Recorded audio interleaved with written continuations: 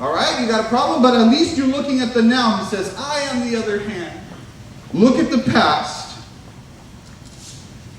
and it worries me because I see the present. I look to the future, and I'm afraid. That's how it ends. It's a significant poem. But the important thing, and the one that is kind of passed throughout time, is that section there, the best laid plans of mice and men often go astray. Is that not true? That seems to be a maxim. I feel like Proverbs should have that somewhere, and I'm sure if we dig deep enough, we'll find some sort of a corollary or a parallel example. But the reality is that the best laid plans of mice and men often do go astray. We set things up, we do everything we can, and yet somehow, some way, oftentimes at the worst possible moment, because Murphy's Law exists, the worst thing happens.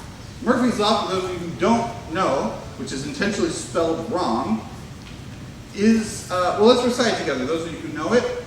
If something can go wrong, inevitably it will. It will go wrong. Corollary to that is, if there is a time, if there is a worst possible time for it to go wrong, it will go wrong when? At that time. Murphy's Law, the best laid plans of mice and men. So to understand this story, we have to keep that in mind. We've been going through the book of Esther. We're going to do another quick review from last week. Esther, as you know, is part of Jewish people, not supposed to be in exile anymore. They have been given the right by the Persian king, or the Persian emperor rather, Cyrus, to go back. Darius then repeated that, and now, they are still there. They are still in exile where they are not supposed to be. We talked about that. They continue to be there. There is now some blessings that have been going on. Esther is now she is queen. And Haman, in this kind of big mix-up that's been going on, this man named Haman, an Agagite, an enemy of the people of Israel, is put into power. He's the second most powerful person in the kingdom. And in fact, the idea is that he was a non-military advisor. So everything that didn't have to do with war, he was in charge of. It's a pretty big thing when you're talking about the biggest empire in the world. And so now, this Haman runs into Mordecai. Mordecai, of course, is a guy who's hidden his heritage, and yet all of a sudden he says, you know what? I'm going to take a stand.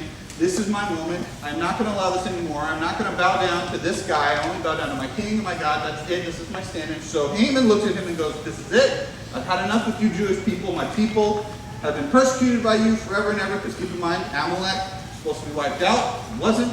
By King Saul, that mistake has now come home to roost. And Haman goes, I'm going to wipe all of you out. And so he creates a law, gets the king to sign it, ghostwrites it actually,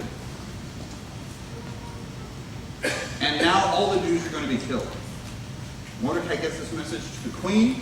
Last week, she takes time out, 3 days to fast and pray. So we've gotten here, the 3 days are up. What is Esther supposed to do? Now, if we follow the logic of the story, and we think about this, there are very little time. Esther comes up with a brilliant plan. She says, I'm going to come to the king, and I'm going to suggest we have a banquet. Now, the big tense moment here is you are not allowed to come before the king, and I was talking with some people afterwards. The reason behind this is because there had been quite a few assassination attempts and coups on the king, the Persian king. In fact, 2 kings before this current king's grandfather was killed by his sons. So this king, Ahasuerus, or Xerxes, however you want to say it, he instituted a rule that you were not allowed to approach the king unless you were summoned to avoid that kind of problem. So even family couldn't do this. It wasn't just some random person coming up, hey, bang, bang, you're dead. No, this was anybody cannot approach the king. And if he does not give them special permission, you're dead. And this is not a take you away carrying and screaming, spears right there, dead. You were dead on the floor. Okay? It's a very serious moment. And so Esther, after 3 days of fasting and praying, there's a whole sermon in that, goes before the king. Now, my other degree is in archaeology, theology and archaeology, and it's cool because we actually found the Apodana. We actually found that courtroom, and we know how big it is. And if you could see a scale, it is massive. It is built to make you realize that the king of the quote-unquote world was there. They have, I want to say they're 30 meters or 90 feet, over 90 foot tall pillars covered in bowls, 4 bowls, holding up a roof. So 90 plus foot roof, massive stone pillars, and you have to walk down this massive hallway to get there. So this is not a quick jaunt from me to the wall. No, no, no. This is about 3 or 4 times from this podium to that wall. Imagine that. Long walk. And everyone's hushed. Oh. Right? See how we're all quiet right now? You guys know what's going to happen, but still, it's a tense moment, right?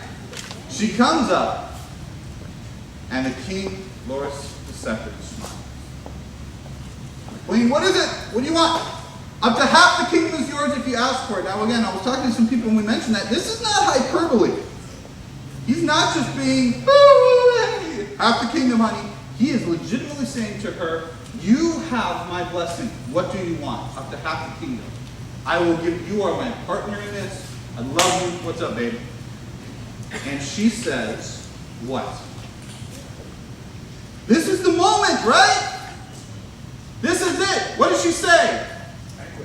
Please don't kill my people. Where, right? No, what does she say? Honey, I haven't seen you in a while. Can we just get dinner together? Just want a date night. Couples, you know this. Date night is sacred. They'll tell you this now. You're welcome, Sandra. I do not have personal experience in this area. But growing up with my dad, I know for pastors, date night has to be sacred. Because much like doctors or anything, you are on call at any point in time. And so for my dad, it was Tuesday. Tuesday night, date night. Don't touch it. Don't touch it. Wednesday night, he got the sermon all finished up. He would be gone until 3, 4 in the morning. That was his thing. Tuesday night, mom and dad, the house is burning down. Who cares? Call one of our family members. Don't leave them alone. It's important. And so Esther asks for a date night. She says, let me prepare a banquet, and you don't even have to do all the work. Just show up, please. And he goes, sure. Because the way to a man's heart, through his stomach. Yes. And so she has this banquet. Now, this banquet comes, and it happens. And what does she say? Please invite who? Haman. Oh, so this is it. It's so smart, because now we learn, okay, so Haman wasn't at the courtroom. So that makes sense. Why? Because he can escape. Okay, so smart. Invite him to the thing because he's going to do, so Haman can be there so he doesn't get away. This is smart. Thinking smart. Tactical, right? Okay. So Haman's invited there. Right? And now she goes to the banquet. And what does she do at the banquet? What does she do at the banquet? Does she go there to the king and he goes and says the same thing again? Hey, honey, what's up? What do you want? I know you just called us to talk to me. I know you're better than me up. Half the kingdom. I'm not kidding. It's yours. What do you want? What does she say? Can we have another date night? This is so nice. I love you.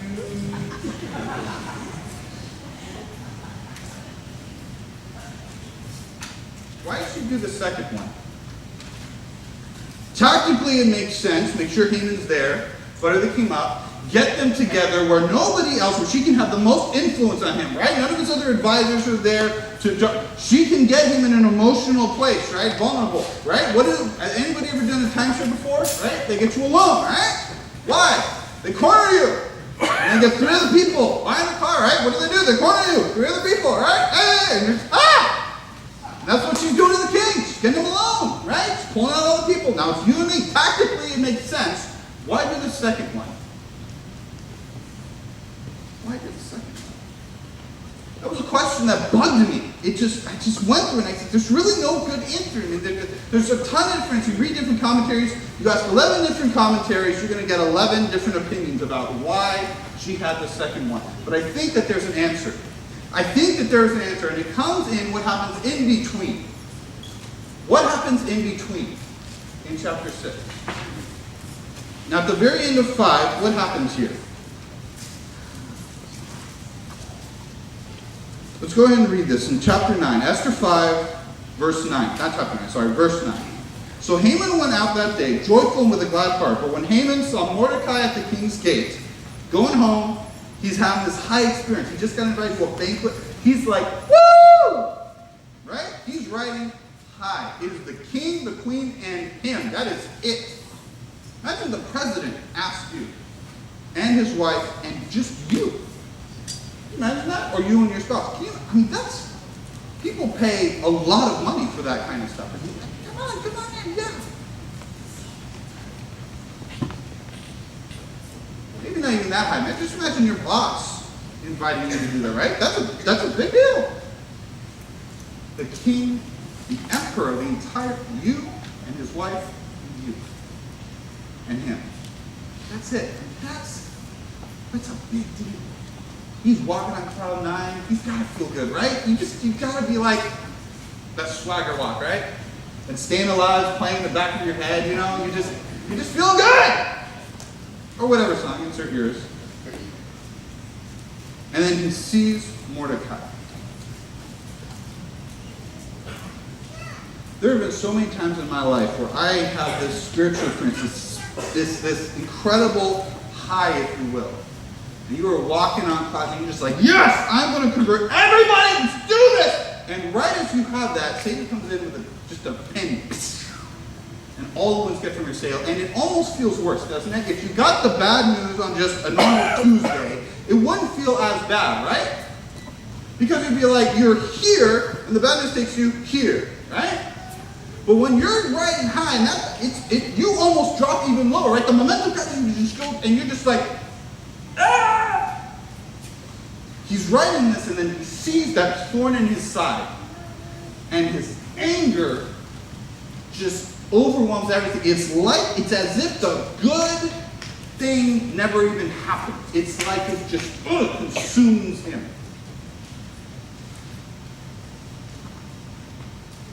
And what does he do? He goes back home. He restrains himself. He wants to strangle him with his bare hands. He restrains himself, the Bible says, and went home and sent and called for his friends and his wife Zeresh. Verse 11, then Haman told them of his great riches, the multitude of his children, everything in which the king had promoted him, and how he had advanced him above the officials and servants of the king. Moreover, Haman said, besides, Queen Esther invited no one but me to come in and the king to banquet that she prepared, and tomorrow I'm going again, along with the king. Yet all this avails me what? Some says no satisfaction. This avails me nothing. Does nothing for me. Because I see Mordecai at the gate. And done. Bible. Doggone it. If he is alive, then I cannot be happy. Now, I don't know if you've ever babysat children, but I found something interesting about toddlers. If they are not happy, ain't nobody happy. Right? If their toy breaks, even if somebody else has a completely separate toy, they will go over and snap that toy in half because you must share my pain. It's an immature response, and yet how many times in my life do I have a problem and I look at somebody else having a good day and I go, I wish that a bird would poop on them right now. How dare you be happy in my presence? And it's an immature response. And yet, crunch time. Sometimes we do that, don't we? And Haman responds with such vehemence that he actually says, not only, I got to do something about this. It's just festering in his heart. And so he says, let a gallows be made 50 cubits high. Now, those of you who do math again, how high was an Egyptian royal cubit? What was the length? Does anyone know? Now, a cubit, for those of you who don't know, is the tip of the finger to a man's elbow. Right? Now, the problem with that is, right, we're all different heights, aren't we? If all the guys stood up right now, would we all be 6'2" like me? No. Some are taller, some are shorter. Not everybody's like me. So all of our lengths are going to be different, right? So the Egyptians came together and they made a standard for the cubit called the Egyptian Royal Cubit. And they said 18 inches. Okay? Why do we call it a foot? Why is a foot 12 inches? Why is it not 10 inches? Metric system, much easier. Why is it 12? Because the king's foot, when they came up with that system, was 12 inches. Right? So it's the foot. And it was his foot. And they said everything will be measured off of his foot. Okay? Cubit inches, the Pharaoh, about 18 inches. They said it'll be this long. So a foot and a half, roughly. So basically a meter, right? So what is 50 meters? How tall is that? I'm sorry, not meters. That is, meters is 3 feet. Sorry. 50 feet and a half. 75 feet tall. Now, the top of that roughly is about, I want to say, what, 45 feet, Dwayne? The top of the gym? About 45 feet maybe. So roughly double the top of this gym. How many people in the area of Conroe, now granted we have trees and stuff, but how many people are going to see something that big? Now keep in mind, the citadel of the city, he's building this on the citadel. The citadel was always built in the highest part of the city, wherever it was, because this is where, if the city's attacked, everybody goes up to the citadel, right? Castles, you see this again, right? You have the keep. You have the outside castle, and then you have the keep kind of on a risen platform, so it's easier to fight. You always want to fight down. So not only is this 75 feet high, it's built on the highest part of the capital city. He's building this on top of the Empire Center, right? The Empire State Building. He's building this in the biggest city so everybody can see it. And that's where I'm going to kill Mordecai. I believe what happens right here is an important lesson into the character of God. I believe that Esther does not specifically ask for Haman's head that first banquet because God is giving Haman one last chance. God is working on Haman's heart and saying, buddy, look at what you have. Because Haman goes through, and even though it's a quote-unquote #humble brag, Haman is not lying when he talks about all the blessings that he has had. His wealth, his position, his status, and he probably worked his tail off to get there too. Sure, it was a little bit of luck, but he probably had to work really hard. He didn't just walk in one day and they were like, I don't know, who's going to be next? You, come here. He probably had to do the work for years, and now because of a wonderful circumstance, providence, if you will, now he's put in a position of power, and God is saying, buddy, look at everything I have given you. Let this go.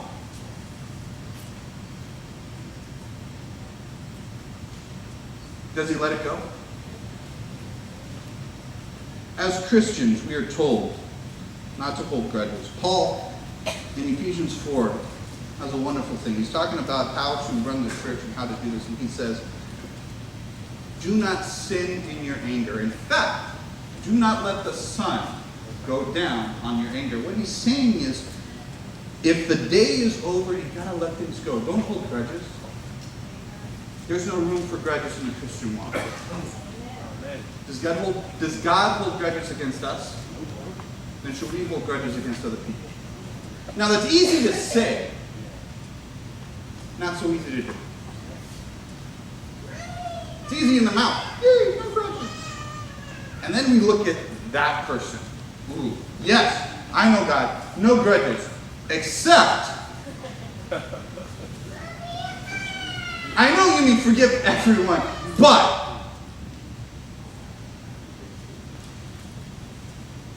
why does God say don't hold grudges? Why is that important? Why should we never let the sun go down on our anger? Because the reality is, the more we hold on to whatever slight is given to us, the more it will fester within our hearts. And just like Haman, we will allow that slight, however slight it is, to continue to get in our hearts and destroy the good things that God has given us. It will overwhelm us to the point that we cannot see the good things in our lives because we are so hyper-focused on this perceived judgment. And God is telling us, child, let it go. Reminiscent of Nineveh, isn't it? God is giving them one last chance. He's saying, come on, let it go. Let it go. You don't need to hold on to it. You don't need that in your life. Get that mess, take it out, because I got something. Look at what I'm doing. Look at what I am doing for you. Not will do in the future. Look at what I am doing in your life. Let go. You don't need it. But we hold on to it. And the reality is, anger held on will eventually lead to death and corruption. Righteous anger is not sinful. It is well within the God character to be righteously angered. When you see an injustice, when you perceive someone being abused in the world, it is right to get angry. When you hear about bombings and killings in Bangladesh, in Turkey, here in the United States, when you hear about these things, it is right to be angry. But then you either need to do something or let it go. You either need to do something or let it go. Because the more you hold on, the more you let it fester in you, then it becomes a separation from the character of God. Because God does not hold on to his anger. Amen. Now, he may hold on to the judgment, the consequence, but his anger, he lets it go. How do I know that? Because he tells us to do it. And he does not tell us to do something he does not do himself. He lets it go. He says, now, I'm going to bring it in. But I want each and every one of you to come closer to me. So his righteous anger is one of cleansing fire. When he sees someone being hurt, he not only is angry at the hurter, but he's angry that that hurt exists. And so he says, I must get rid of this, but I must also get rid of this out of the person who's doing the hurting. Remember an amazing story. There was a young man, Adventist in Alabama, who was killed defending his, I believe, 9-year-old sister in a park, in a public park. Man, high on drugs, came up, was threatening her. He stepped in the way and was shot to death. Police were there. They arrested. They caught the guy. And when he was in jail, the father said, I don't want to press charges, but this young man needs help. So let's get him to a rehab center, whatever we need to do to get this man help, because I do not harbor anger against him. I want him to be healed. This was on the news everywhere. I remember for a week you clicked on just Yahoo News, anywhere, and you saw this story because the world looked at this and said, this doesn't make sense. This is incredible. How can this man let this go? He killed his only son. And he says, I'm a Christian. I'm a Seventh-day Adventist Christian. And this is how Christ has asked me to think. I don't see him with anger. I see him with faith. So holding on to that anger leads to death. Now, God has a sense of humor. I know this is a weird segue, but hang with me. Anybody here ever experienced God's humor? Anybody? It's just me. All right, we got some people. All right, cool. All right, again, it's very lonely up here. Okay. I have found in my life that God has an incredible sense of humor. I never cut anyone off because I know the minute I do that, the next week I'm going to be preaching and they're going to be sitting front row center. I know. I just know it. In my heart of hearts, I know. Because God works that way. Right? Imagine the death of Stephen, something that's kind of serious, right? But just imagine in this way. Stephen dies, and who replaces him? Because commentators have speculated that Stephen was the man who was going to spread the gospel. He spoke Greek. He was wise and learned and talented. Okay? He was a philosopher. And he loved to travel. Okay? So who replaces Stephen's ministry into the world? Oh. Guess who was at Stephen's funeral? See the humor in that? God's like, oh really? You're going to kill off the guy who's going to... Really? You're going to... All right. Guess who's going to replace him? That guy. Yeah. Right? That's a little funny. Now we say, oh, that's morbid. That's dark. Death is asleep to God. He's like, I'm going to see Stephen again. That doesn't bother me. So, joke's on you. Because guess what? If you kill off Paul, guess who I'm going to replace with? Same guy was there. You kill that guy. Because God, he's just, it's humorous to him. Because he's like, I'm going to get my will done. So, hey, you want to take out my guys? That's okay. They're asleep. They're fine. I'm going to keep doing it. We look at the story, and Haman says, look at my blessings, but I'm not going to hold on to it. And God goes, okay. The next verse says, that night the king could not sleep. So one was commanded to bring the book of the records of the Chronicles, and they were read before the king. Now, does anybody here suffer from insomnia? I suffered from a little bit of insomnia. If you ever want to get rid of your insomnia, take the book of 1 Chronicles. Whip that sucker out and start reading through the gaps. Oh, it's glorious. You get about 7 verses in and you wake up, the Bible's open right there. It's perfect. You can just flip over and go to your devotionals. It's a perfect plan. Try it. It's biblical too, because look what he says here. I can't sleep. Somebody go bring the Chronicles. Bring the Chronicles, and they were read before the king. And as he's reading it, it was found. Now, what are the? Now, keep in mind the Chronicles of the King. Okay, this is the daily records of what's going on. Okay, right? This is C-SPAN in the ancient form, right? This is the daily everything. What are the chances that they're going to bring out that they just happen to go and reach for the scroll that contains Mordecai's story in here? You think this is a coincidence? It cracks me up when people don't believe in God. They go, oh, there can't be a bigger. It's all just coincidence and luck. And I go, how can you? Paul talks about this. He goes, for those of us who are saved, it's so clear. For those who aren't, it's foolishness. But we see it. The chances that the night that Haman says, God, no, I'm not letting this go. In fact, I'm going to make this a public event. God goes, okay. Set this up. Gabriel, go. Make him choose that scroll. That one, yeah. Third from the left, down, second row. That's the one. Pulls out the scroll. And it was found that Mordecai had told of Bigtha and Teresh, 2 of the king's eunuchs, the doorkeepers who had sought to lay hands on King Ahasuerus. And the king says, man, did we ever do anything for that guy? And they go through and they're like, yeah, no, we never did. Man, I feel bad. That was pretty cool. That was awesome. You know what? We should do something. What would be cool? What would be cool? You know what? I'm not good at this stuff. I don't plan really well. Get Haman. Yeah, get Haman. I know it's late. Wake him up. It's okay.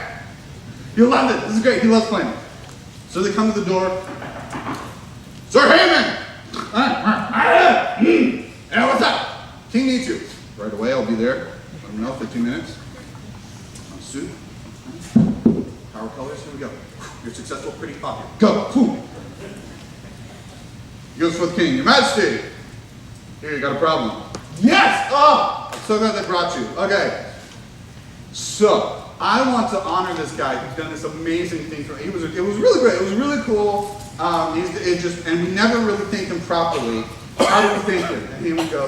Let's hear this is going. So embarrassing. Okay. This guy's he handsome? Yeah. Okay.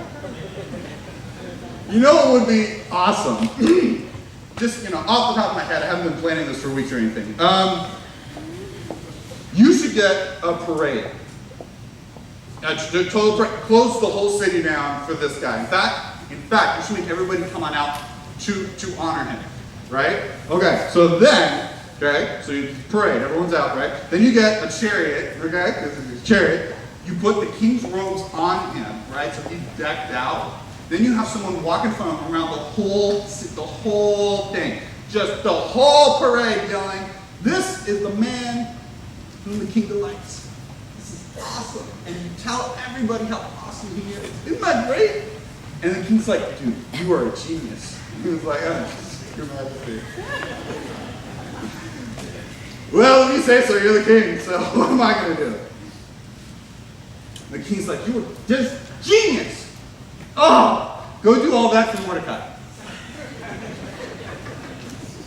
I'm sorry, Mordecai? Yeah, Mordecai. Is there another Mordecai that I don't know about? Because, well, yeah, Mordecai's a Jew. Mordecai, is there another Jewish Mordecai that I don't know about?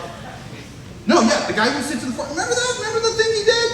Yeah, I wasn't here when that happened. Are you sure you know what you're doing? Yes, and in fact, you're so good. You should be the guy to say it. Are you getting the humor in the situation now? Are you understanding how God works? This is hilarious.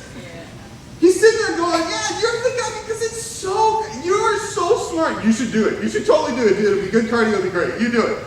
What's he going to do? Is he going to say no to the king? No. You're going to be like, well, Your Honor, this is awkward. I'm going to kill that guy. In fact, right now, they're building up a guy. Is that what he's going to say? You know the guy who saved your life? Yeah. No, I'm totally going to hang him in front of everybody. In my backyard. Yeah. He's stuck. I love Peter because Peter is the ultimate example of talking first and thinking later. And the reality is, I do that more often than I would care to admit. I had a friend text me, talk to me after it had been a few weeks. We were busy.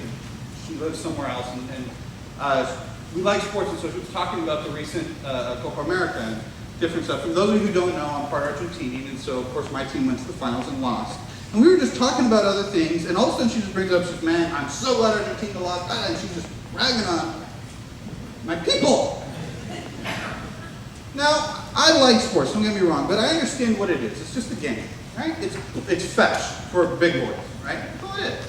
I like it, don't get me wrong. I enjoy it, but it's fetch, right? Go get the ball, boom, kick it, you throw it, you hit it, whatever it is. Go fetch. I get it.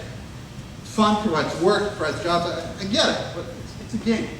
But for some people, this is no judgment, it's more than that. And for my friend, it is very serious. It gets her blood riled. And so she began attacking my heritage, and it got to the point where it wasn't funny. You ever had that happen before? It's not funny anymore. And I like to pretend that I'm a good Christian and I'm a pastor and I'm wonderful in front of you. And the reality is, guys, I got some flaws. I know, shocking. It's okay, hold your. I got some flaws. As much as I'd hate to admit that affected me, the reality is I have a little pride. My Argentinian family it descends from Huguenots that came in during the Reformation. And they left their land. They fled persecution to stay true to their beliefs. They went to this land, Argentina, they knew nothing about. And they stayed so true to their belief that when a pamphlet came their way called Signs of the Times, written in French by the first ever missionary to Switzerland, they read it and said, this is exactly what we believe. Can we get more of this? This is amazing. And my family became the first Adventist family. They started the church in Argentina. Now that's not something I want to brag about, but it's exciting. I'm proud of it. I'd like to have that heritage. I didn't inherit a lot of money. I didn't inherit any money. But I have a name. I inherit it. And as much as I would like to say that it didn't bug me that my friend, who did not know this, who is not aware of that, in a sport that I like but is not life-changing, I'd like to say that I didn't react to it. The reality is, the next day, a couple days later, after it's getting to me, and I said, I'll write something out.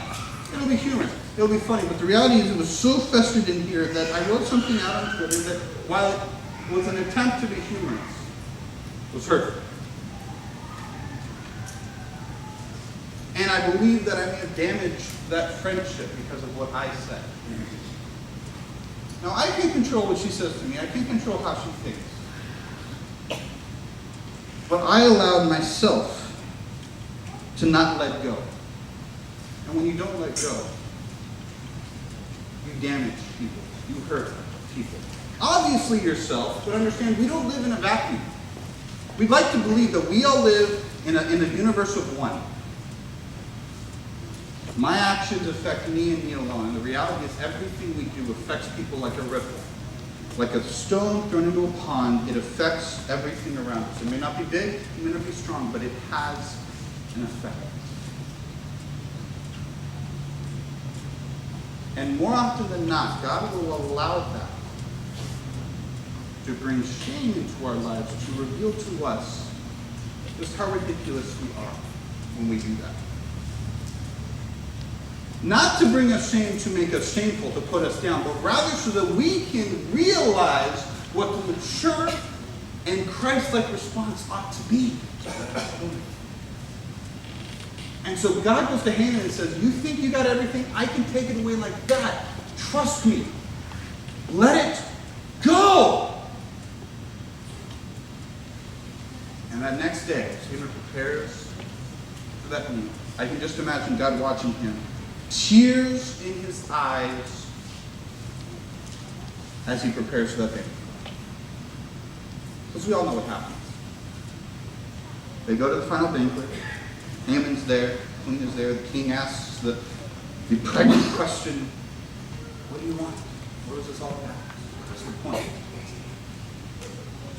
And Esther goes, there is a God who wants to kill all my people. It's an enemy of our people. It's a long feud.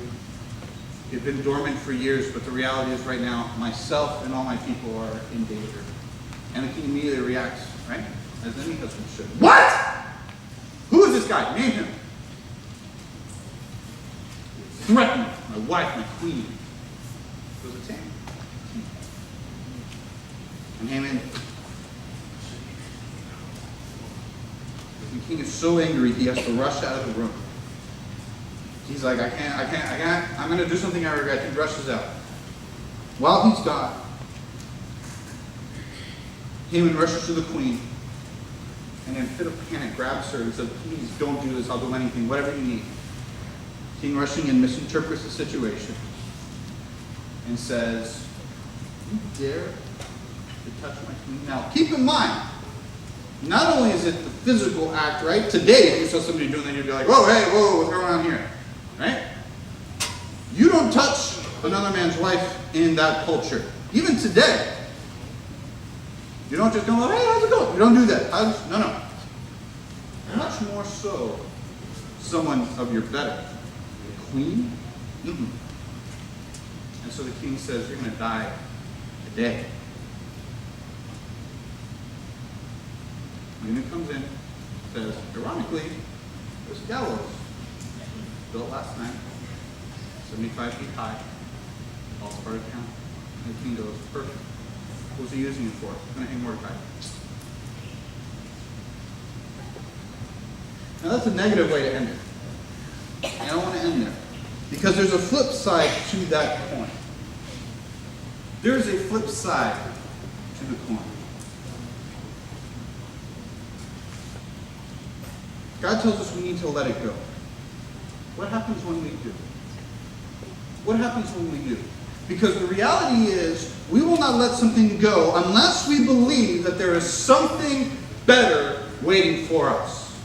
Correct? We fear change unless we are sure that the change we are going to get will leave us in a better place. There's nothing wrong with that. But it's an act of faith. And it can be scary. Stepping into the unknown.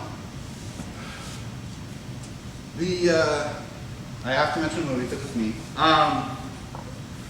Third, Indiana Jones movie, The Last Crusade. Ooh, it's exciting. At the very end of the movie, they've touched the Holy Grail, which doesn't exist, archaeology. I'm talking, come to me afterwards if you want to explain why that doesn't exist. Anyway, they're there, and he goes and passes the seal. You weren't supposed to pass the Great Seal. So he passes the Great Seal, earthquake happens, it splits it up, and the cup falls to this ledge.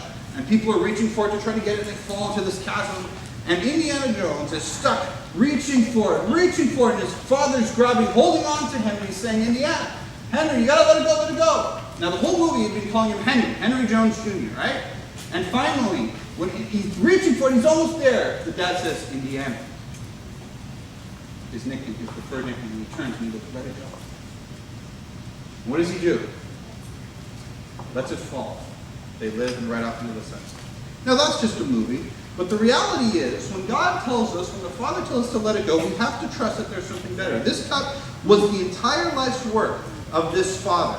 And so knowing that, he wasn't just grabbing it for himself, he was grabbing it because this was what his dad had been searching for his entire life. It had cost him a marriage, it had cost him a relationship with his son, it had cost him everything. And so the son reaches down to grab it, and the Father says, no, just let it go, my child. Let it go. It's not that important. You're more important. You matter more to me.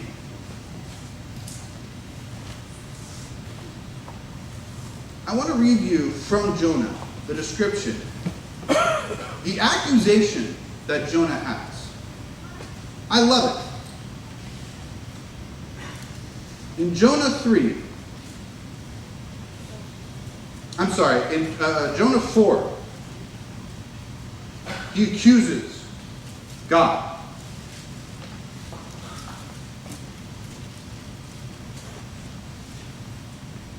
Jonah 4, verse 1, but it displeased Jonah exceedingly, and he became angry when God forgives Nineveh. So he prayed to the Lord and said, Lord, was not this what I said when I was still in my country? Therefore I fled previously to Tarshish. For I know that you are a gracious and merciful God, slow to anger and abundant in loving kindness, one who relents from doing harm. Now that is the best accusation I have ever heard of God. How many of you would like your friends to accuse you of being nice? You are an amazing person. You have a great personality. Not only are you fun to be around, but you're good looking too, doggone it! I love you so much, right? Jonah is angry because he knows God's character. And he says, I know how you are. You love to forgive people. You hate doing harm. Why would you make me do this? I want to see none of it done. Even Jonah recognizes the character of God. Now keep in mind, this is the same guy who literally committed suicide for all intents and purposes by throwing himself off into a storm and sinking to the bottom of the ocean. He says, I'd rather die than follow God and save Nineveh. And yet he goes, and understanding that, running from God, he goes, this is why I ran away, because you were so good to everyone. Not just me, not just my cronies. You are good to everybody. This is the character of the God that is asking us to let things go. When I was a young man, younger, I was put in a tough situation. I won't go into details because I don't want to offend people. And the reality is, I remember it as a young man, through the lens of a young man. As I grew older, I realized that my experiences were all seen through a faulty lens, and perception is reality even if it isn't true.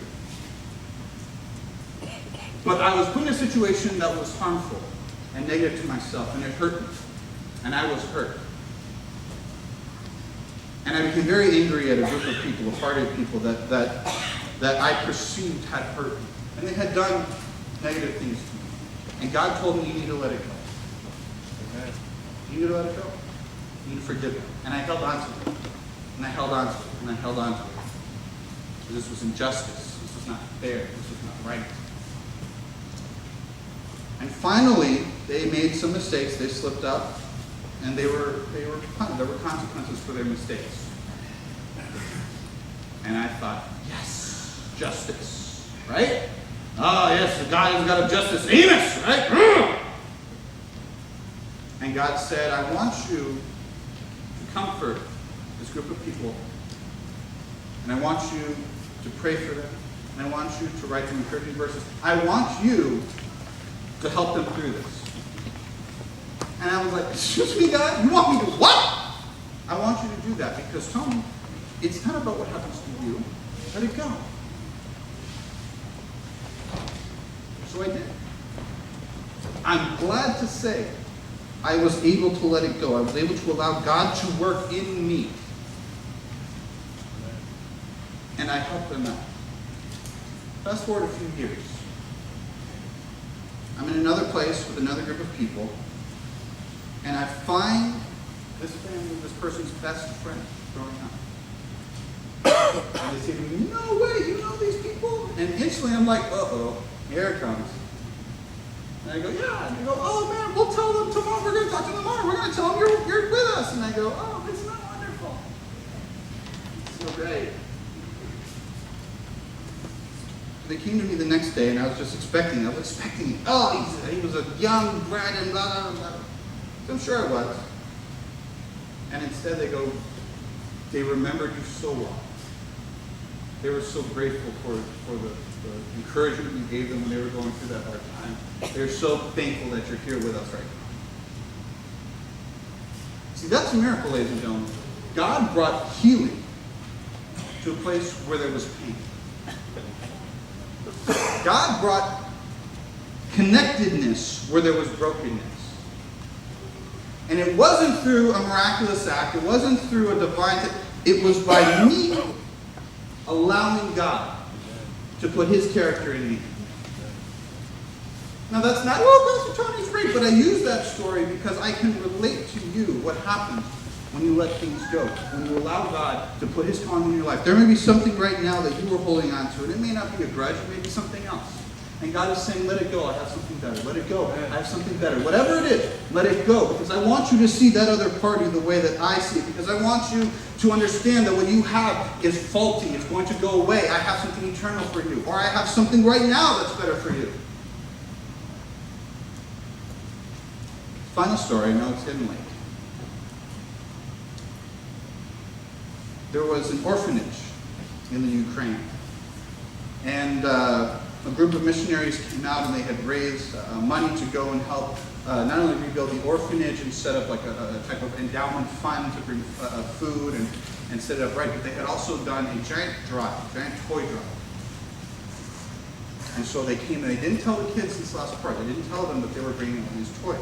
They wanted it to be a surprise. And so each one of the missionaries came to the first children.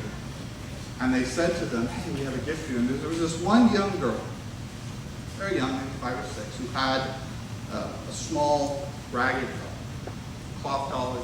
Eyes were missing, hair was pulled out, dirty, smell, stuffing coming out of it.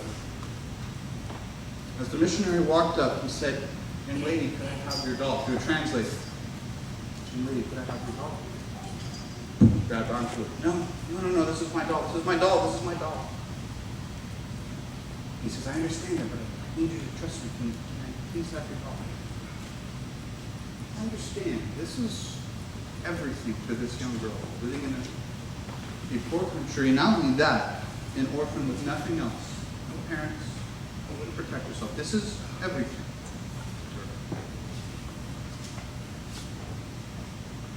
And the missionary said, you know how we came and we helped you out?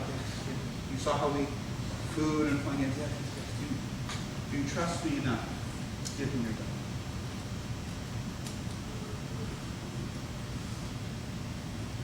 And the young girl, in her thankfulness for what the missionary had done, slowly reaches out and gives the doll. And as he takes it, he pulls from behind a full-size cloth, beautiful doll. And her face lights up. In the same way today, Jesus is calling to you and he's knocking on your heart just like he does every day. He says, Matthias, Brian, I have something for you. You know that thing that you're holding on to? You know that thing that you won't let go? You know that thing I'm asking you to let it go.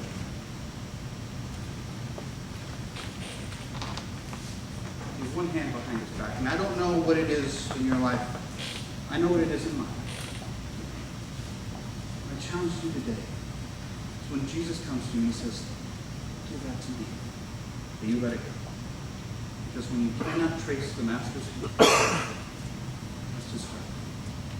And we'll see what blessings God has for us in the future.